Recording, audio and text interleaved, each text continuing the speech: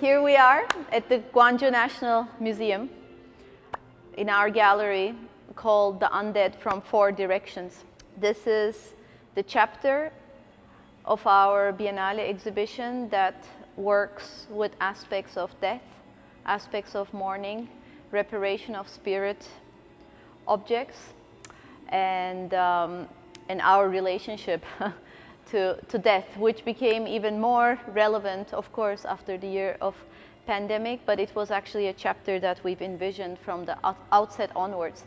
So on that regard, we would like to start with the work of Galaporas Kim, Colombian-Korean artist based in LA, who joined us in one of our earlier research trips and has started a dialogue with the collection of the Gwangju National Museum, especially questioning of aspects, what happens to the human remains when they're in the collection, what rights do the dead bodies have, and how can we actually acknowledge them and give them also the dignity that they deserve.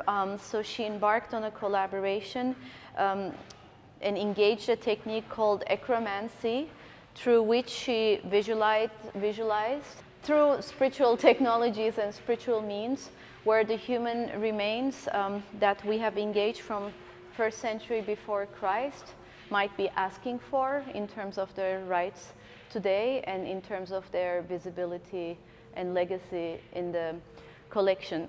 Here, in the heart of our chapter of this exhibition, we have Trajal Harrell's installation, a renowned choreographer who we commissioned to work with us to continue his actually ongoing work with Bhutto. And here you can also feel the spectral presence of the speculative grandmother of Bhutto, Catherine Dunham, an African American dancer who Trajal is actually tracing in connection to Bhutto founder's legacy. Trajal couldn't join us for the opening of the Biennale, as many other artists couldn't. As you know, there are only 4 artists who could join us during the installation phase out of the 69 artists due to the quarantine conditions as well as the conditions of the pandemic. In a way, we also see this as a reference to the absence of the artist at this very moment in time during this biennial making process. Behind me is the work of Moroccan artist Farid Belkahia. We're extremely grateful to Mathaf Collection for loaning us these incredible works. The work Totem is never been shown before, and these strong works really reveal the oeuvre of the founder of the Casablanca School with Melehi and his colleagues. Belkahia played a fundamental role in transforming the art school curriculum in Morocco. After spending time in Europe, he referenced the Amazigh cultures, the nomadic and tribal cultures and practices of Northern Africa. He focused on metalwork, rug making, leather and parchment as spaces and as methodologies, tools for his extremely prolific practice. You see also the work Procession in the Gwangju Biennale Hall. There are others called Ascension, Dawn. These are energetic works. They reveal the ways in which Belkahia observed patterning, tattooed bodies, and all of the subtleties really that come from iconography, from ritual, from the subtext of the desert, the mountains, and the sea that are the entire landscape of that region, all resonate within his practice. The Undead from Four Directions also leads us to the continued engagement with the Museum of Shamanism and the Gahwe Minwa Museum collections. Here you see the boy with the bird moving from one world to the next, from life to afterlife. So these are suspended, very common in Korean visual cultures. You also have the 10 Kings, the scenes of punishment, the scenes of seeking access at the gates of heaven. There is also here the Book of Changes, representation of funerary practices, specifically in the pages here, various ceremonies of mourning, of grief, the request to extend life, and the request to be gentle in the afterlife. Behind me as well, historic paintings, very much connected to the collections from the national museums in Korea. The Gwangju National Museum has been a key partner also in our research, and we have worked with their curators to put up this chapter of the exhibition. So you have works from the Goryeo period in Korea. You have there also the documentation facsimiles from the Wellcome collection, the Wellcome Library in London. Because of the pandemic, we could not get the original works, but you have facsimiles to study. They include a Tibetan bloodletting chart, a Persian diagram of a uterus, the Korean anatomy book revealing a representation of the brain from very early history. I'll keep walking and we go through close-ups of some of the works. Behind is a painting of Princess Bari, again quite popular also through storytelling in Korea. Princess Bari's connection to healing and to medicine, a beautiful representation here from the collection of the Shamanism Museum. Further down, we have here Motar, so also the physicality of crushing, the way that ailment and cure are tied together through this very physical action, this ancient action of the body crushing herbs, which we see such a universal emblem really of healing from a Korean collection. There you have the facsimiles from the Wellcome collection, as well as the diagram of the brain, a historical anatomy book. In this vitrine, we present the Hindu Lord of Death, Yama, holding the wheel of life, a Jain cosmology chart, the way that the human in the earthly world and the astral plane connect through these diagrammatic configurations.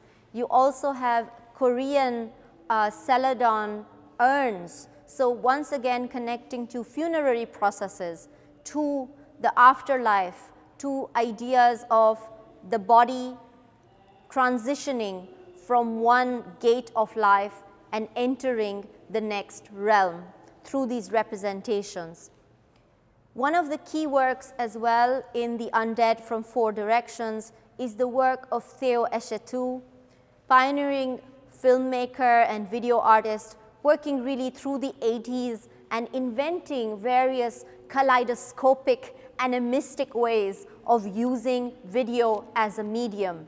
Video as a space that casts a haunting shadow, casts ways in which to deal with troubling histories, especially to do also with the practices of collection building, to creating the hierarchies of taxonomy, to storing ritual artifacts, animated spirit objects. He has been working with museum collections from many parts of the world, and these become central protagonists in his films. He has been also thinking about the migration of bodies, the migration of objects from museum spaces to public spaces to the streets, and the ways that there is this question of ownership is one that is constantly in mobilization, and therefore restitution debates and so forth are resonant in the way he works. In this case, with two dancers, Yuko Kaseki, a Buto practitioner, and also a dancer who has been working extensively with Sasha Waltz, who has his very own style. And these bodies are within the museum storage. They are leaping across the museum spaces, the museum that is yet to be inhabited, that is the Humboldt Forum in Berlin, a contested site. These are all in vigorous debate. through Theo's film that resonates across these spaces with a specially produced soundtrack. Here, Chrysanthemum Takatos, she has blessed us with 3 of her mandalas.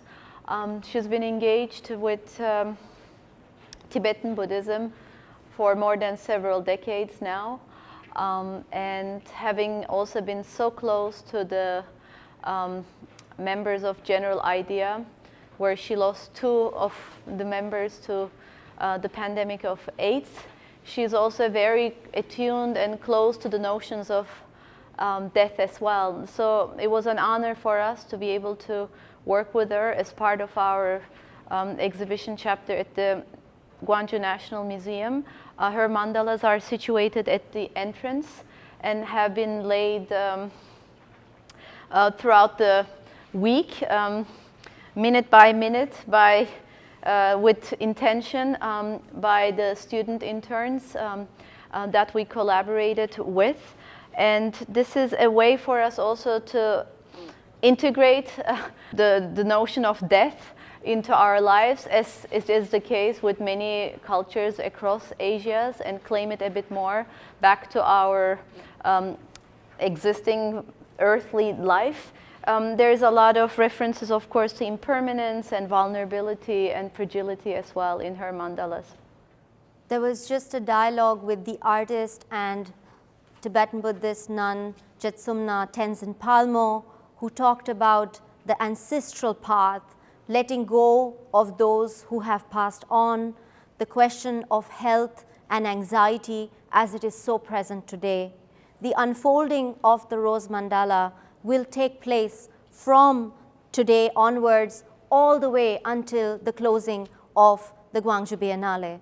And so this cycle that is inscribed into the artistic project is also engulfing this chapter of the Biennale. Behind this work is a film by artist Ali Cherry, who is taking us again into a kind of a circulation by the keeper of a desert necropolis, the lonely necropolis that stone by stone, it takes us into an antiquity, the cycle of death, the withering away of the body becoming stone, the body disappearing, but the necropolis as a memoir of the question of death. Here is the work of Cecilia Vicuña, poet and artist whose work we have addressed with you earlier as well. This is Rain Dream by Sound. It is in fact raining as we speak and share this work with you from this garden pavilion. This is her sonic commemoration to poet artist Teresa Ha-Kyung Cha, who was brutally murdered just before Cecilia could meet with her. So she refers to Teresa's idea of a distant relative, a kind of mourning by finding affinity with kin, with poet, kin, and a fellow American in exile from Korea, from Chile, meeting each other in this spot. She worked with the pianist Ricardo Gallo to score her poetry, and this text is also available in our feminism reader, Stronger Than Bone. We will make the sound available to you as well. Enjoy the composition of Cecilia Vicuña.